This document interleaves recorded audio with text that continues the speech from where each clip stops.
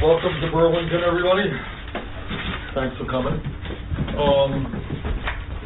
Let me begin by thanking many people all across the country who yesterday supported our historic campaign. We were obviously especially gratified to win in Utah, win in Colorado, win in California, the largest state in the country with more delegates, and I am always grateful for the support that I receive here in the state of Vermont. Now, I haven't seen the latest delegate count, but my guess is that after California is thrown into the hopper, it's going to be pretty close. So we may be up by a few, Biden may be up by a few, but I think we go forward basically neck and neck. And I very much look forward to playing tomorrow, going out west and campaigning and doing everything we can to win in Michigan, Washington, Mississippi, North Dakota, Idaho, and Missouri.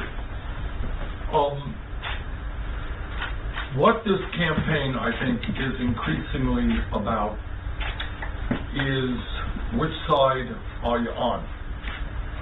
Our campaign is unprecedented because there has never been a campaign in recent history that has taken on the entire corporate establishment, and I'm talking about Wall Street, and I'm talking about the insurance companies and the drug companies and the fossil fuel industry.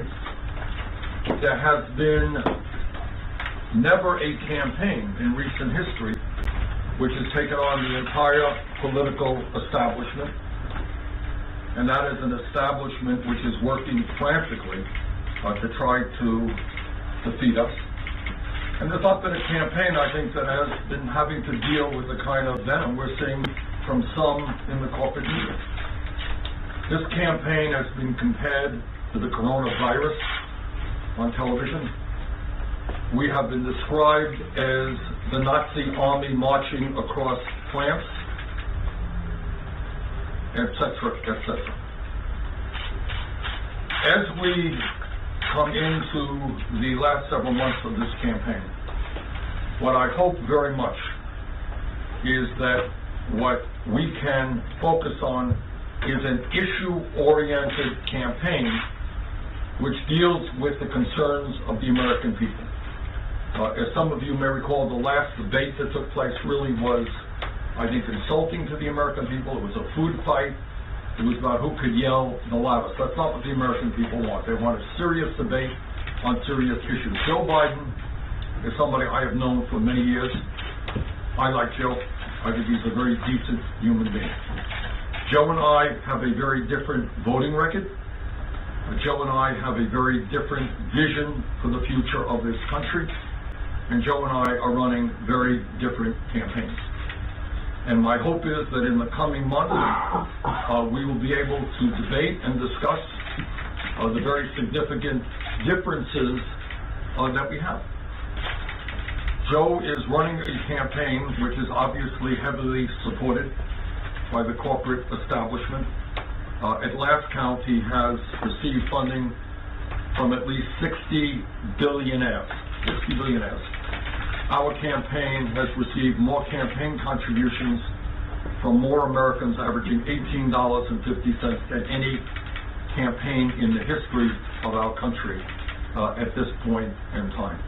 So what does it mean when you have a campaign which is funded very significantly by the wealthy and the powerful? Does anyone seriously believe that a president backed by the corporate world is going to bring about the changes in this country that working families and the middle class and lower income people desperately need? We are going to the Midwest. I'll be in Michigan shortly. And as I think everybody knows, Michigan, Wisconsin, Indiana, Midwest in general, Minnesota, have been very hard hit by disastrous trade agreements.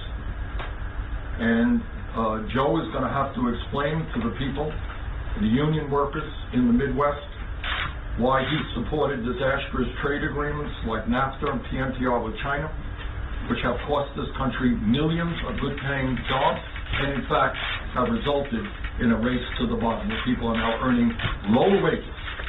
Millions of people today lost good-paying jobs in manufacturing and are now earning substantially less than they used to. Joe is going to have to explain to the American people why he voted for a Wall Street bailout, something that I vigorously opposed. Joe is going to have to explain to the American people who are so tired of endless wars which have cost us too many lives, destabilized many regions around the world, have cost us trillions of dollars, why he was a leader in getting us involved in the war in Iraq. At a time when half of our people are living paycheck to paycheck and struggling to make ends meet, Joe is going to have to explain to the American people why he voted for a disastrous bankruptcy bill which benefited the credit card companies. Joe is going to have to explain to people all over the country why he was on the floor of the Senate time and time again talking about the need not only to cut Social Security, but Medicare, Medicaid, and veterans programs. How does that happen? Why would a Democrat talk about cutting Social Security, Medicare, Medicaid, and veterans programs? Joe and I have a very different opinion with regarding health care. Joe essentially wants to maintain what I consider to be a dysfunctional and cruel health care system in which we are spending twice as much per person on health care as other people of any other country, and yet we have 87 million Americans who are uninsured, underinsured, 30,000 people who are dying, and 500,000 people who go bankrupt every single year because of medically related bills, and on top of that we pay by far, not even close, highest prices in the world for prescription drugs from an industry which is involved in collusion and price fixing. So the American people have got to understand that this is a conflict about ideas, about a record, about a vision for where we go forward. And I like Joe. Joe is a decent guy, and I do not want this campaign to degenerate into a Trump-type effort where we're attacking each other, where it's personal attacks. That is the last thing this country wants.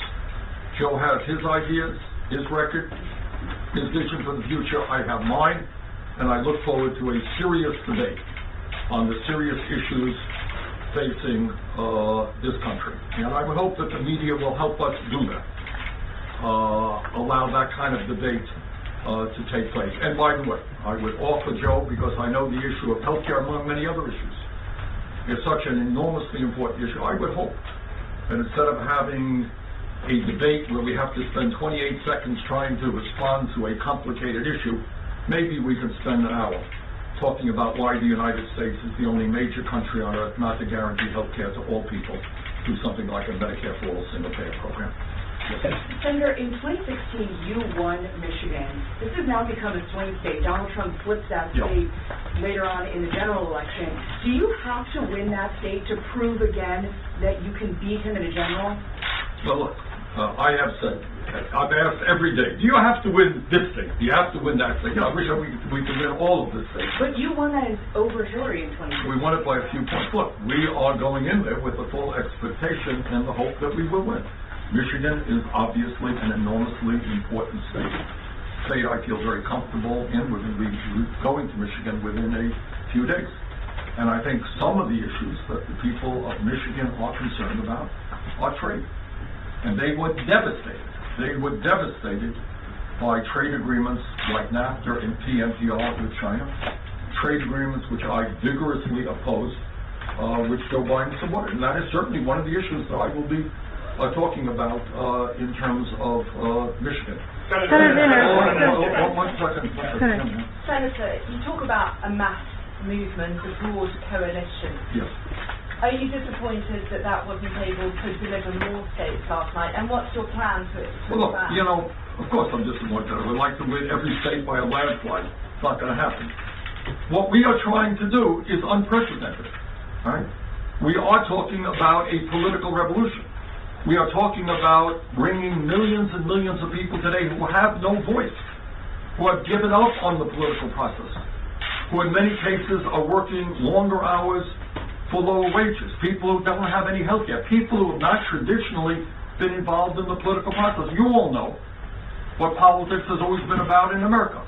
You got a candidate from the establishment going out to rich people's homes, raising all kinds of money, and then running for president. This is a different campaign.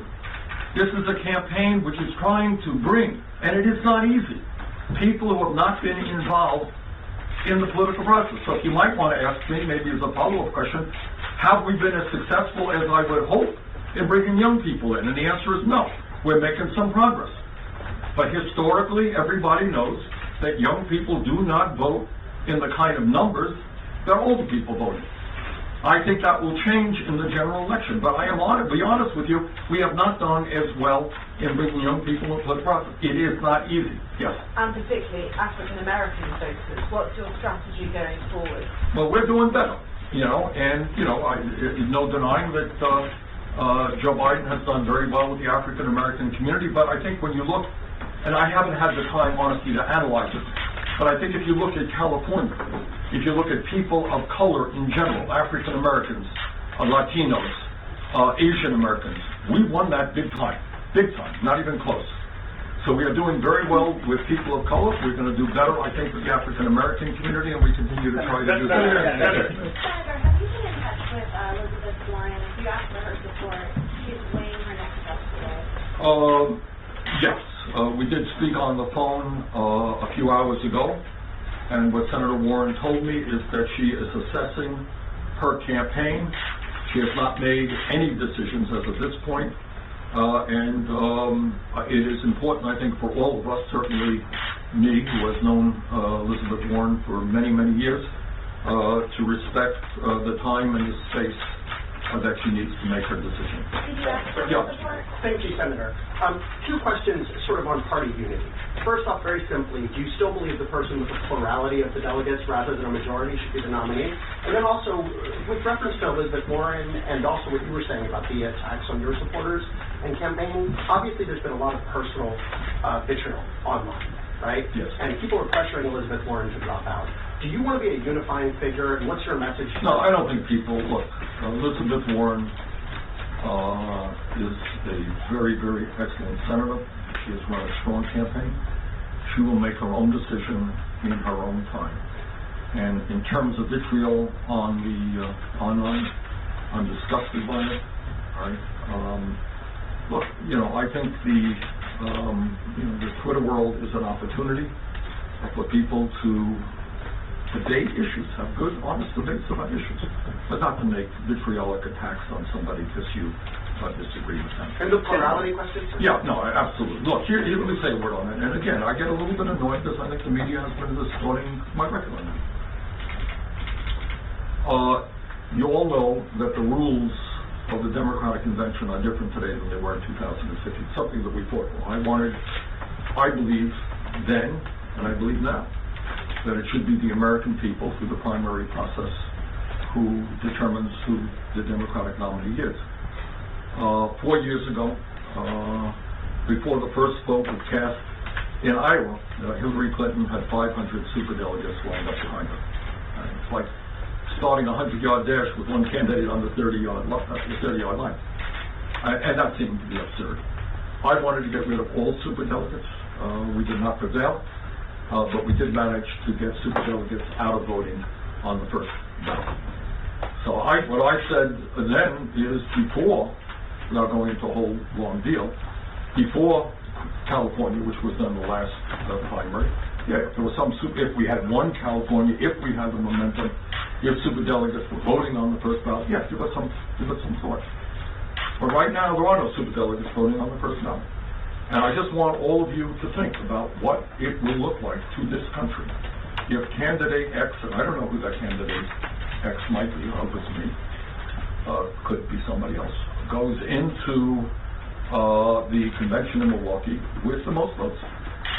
And then the party leadership and the insiders of the corporate world say, oh yes, the people voted for you.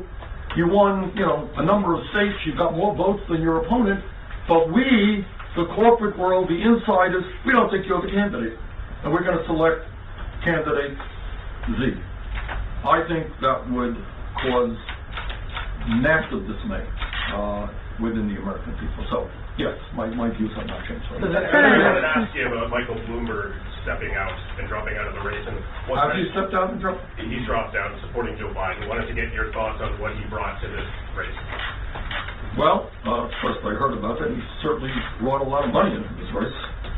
He certainly made a lot of television networks very, very wealthy, and I'm sure they're very disappointed that he's leaving. Look, I have no animus toward Mayor Bloomberg.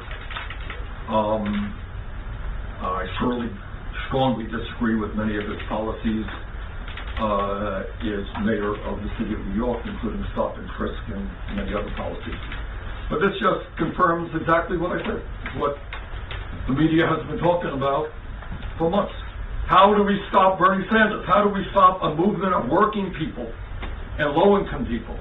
How do we stop a multi-generational, multi-racial movement which is standing up for justice? And what you do is you get candidates out of the race to rally around Joe Biden, and now Joe will have behind him, I don't know what, this is the first I've heard of what role Mayor Bloomberg will be playing, but obviously as the 9th wealthiest person in this country who's worth some $60 billion, I suspect we will see, a lot of money coming into Biden's campaign, probably a lot of negative ads attacking you. That's what we're taking on. And, we are taking on right now, and we have to deal with it in Super Tuesday. And I mentioned this to you the other day. I don't know if anybody did any research on it. We're dealing with a group called the Big Tent, which is a corporate PAC probably funded by the drug companies and the insurance companies, and fossil fuel industry would be my guess. They spent millions and millions and millions of dollars in the last few days trying to tear us down and to defeat us. That is what this campaign is about. So when you talk about unprecedented campaigns, that is what we're dealing with. We're taking them all on. We're taking on billionaires, and now add Bloomberg to the list. We're taking on Wall Street, and I know they were getting very nervous. If the stock market went up this morning because they thought that Biden did well, taking on the military-industrial complex. There has not been a campaign in modern American history, maybe in the history of this country. And let me talk about unprecedented. If anybody in this room thought that a year ago, we began our campaign about a year ago, that a campaign that was taken on Wall Street, and the drug companies, and the insurance companies, and the fossil fuel industry, and the military-industrial complex, and the prison-industrial complex, and most of the 1%, if anybody here thought that a year would come and go, and we would be either tied for first, a few votes up, a few votes down, delegates up or down. That is a pretty amazing achievement. And I just want to thank, and maybe conclude by thanking the tens of thousands of volunteers who are standing up for justice in this unprecedented campaign. I have every reason to believe that we're going to win this thing. We're going to win it in Milwaukee. And if we win it, this I firmly believe, that we are the campaign to defeat Donald Trump. I know everybody, every Democrat out there, and most independents and some Republicans understand the moral imperative to defeat Donald Trump. And I believe that the nature of our campaign, which is grassroots, is the campaign to defeat Trump. So, thank you all very much. Thank you. You put out some new ads today. So what? Some new ads today you put out. One of them stitching together some praise from President Obama over the years. What is it that you're hoping to achieve with that ad in particular? Well, look, we have worked with President Obama. I'm not going to say he and I are best friends. We talk every now and then. We work closely, and he was great on something that I think is enormously important, increasing by $11 billion money for the Community Health Center program, something he was very, very supportive of. I wanted to make it clear, because, there's a lot of dishonest statements about my relationship with Obama, to say that I work with him and respect him and look forward to working with him. And by the way, let me say this, and this is true of what happened in 2016, I have not the slightest doubt that there is enormous pressure on President Obama to jump into this race and support Joe Biden. And some of you may have read the other day that he said no. that he thinks the best role that he can play, and I agree with him, is to support the winner, so he doesn't create more division. And I think he's right, but that's not easy for him to do. And I very much appreciate his willingness to do that. Senator Thank Turner, you you say you're the best candidate to beat Donald Trump, but you lost 9 states yesterday, so how do you still make that case? Thank you.